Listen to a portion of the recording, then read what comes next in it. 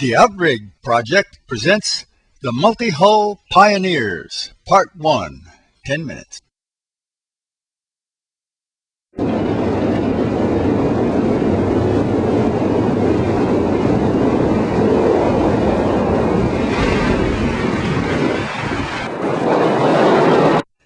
Hi there, I'm Jim Brown, and I have a story to tell. And one way to tell it is for me and my dog Abby to go out on our little Wind Rider trimaran and find a sheltered place to hunker down where I can sit and just blab at the camera.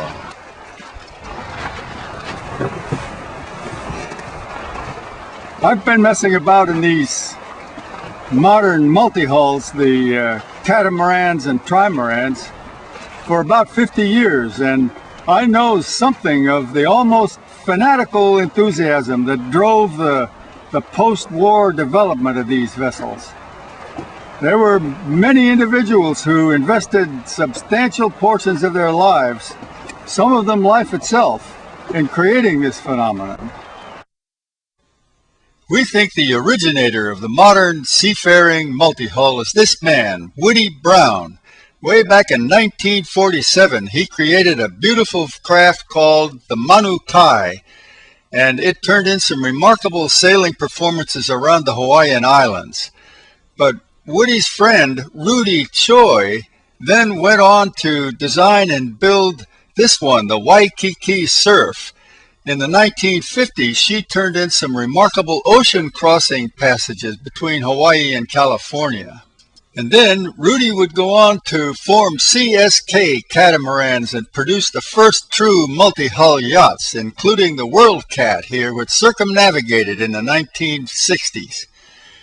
This is Woody Brown at the remarkable age of 94 in 2005, shown here with Barry Choi, who is the son of Rudy Choi. And Barry was great. He helped us get Woody down the beach and over the surf in a dinghy and out aboard a sister ship to his original Manukai. Woody scrambled aboard with what we thought was remarkable agility, and he and Barry went out for a ride. Again, this is the original, 1947, and this is the sister ship in 2005. We went romping along the shore there at Lahaina, Maui, having a great time with the breezes coming down off the mountains. But then we went out offshore into the wind and waves, and the boat started surfing. In 1947, Woody.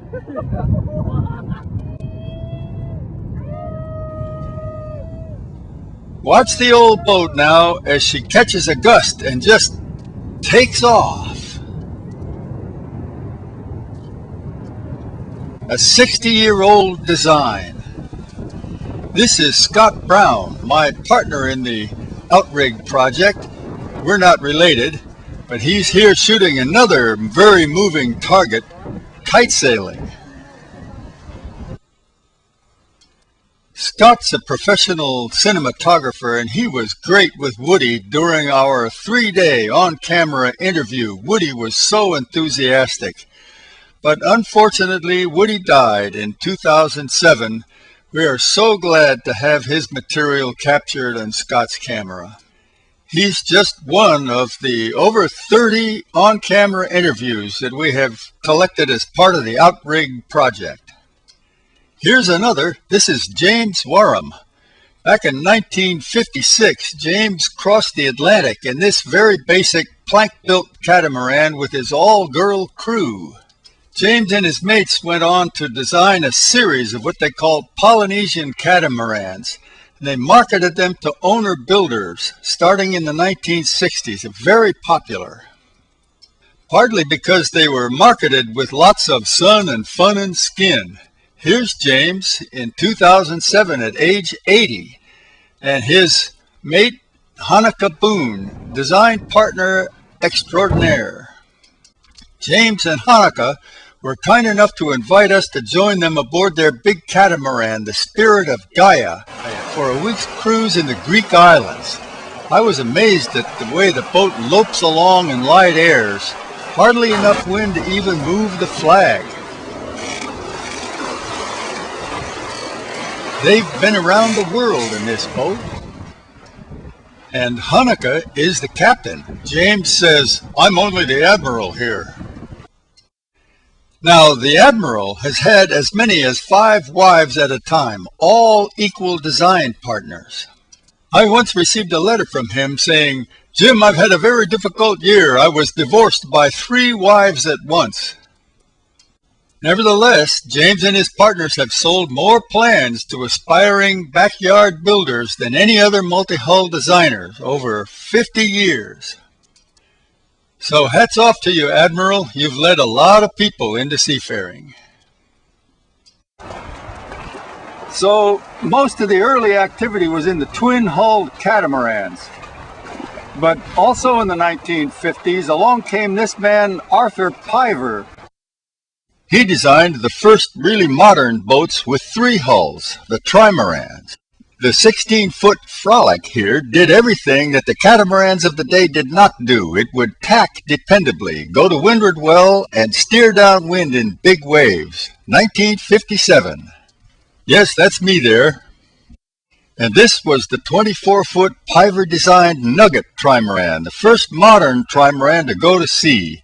And this was my boat too, it's where I came into the multi-hull fold, 1959. Then in 1960, Piver crossed the North Atlantic, west to east in his 30-foot Nimble design. And in 61, he crossed the Pacific in his 35-foot Lodestar trimaran. And the boats began showing up in the boat shows all over the world. The trimaran craze was on.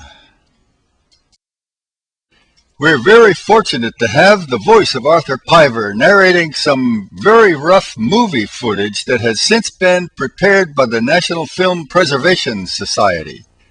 This is what the man was like.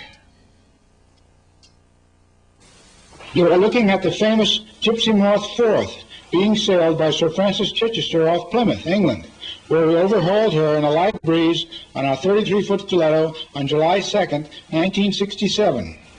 Sir Francis had been ill, but his voice sounded surprisingly vigorous as he addressed us through an electronic megaphone. His first words were, "How about a tow?"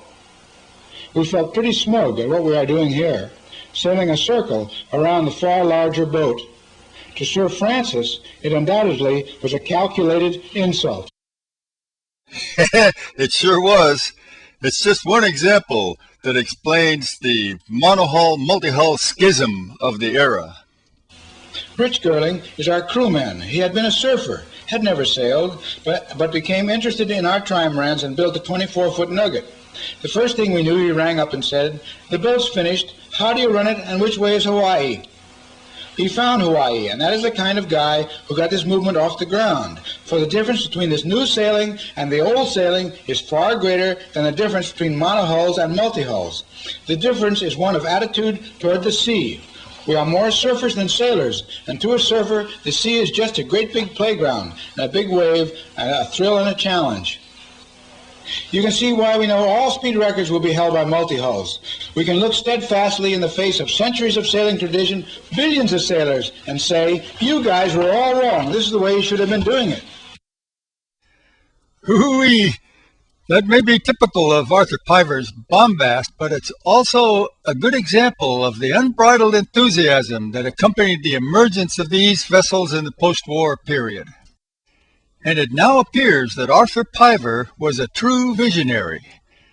Very tragically, he and his boat disappeared at sea in 1968.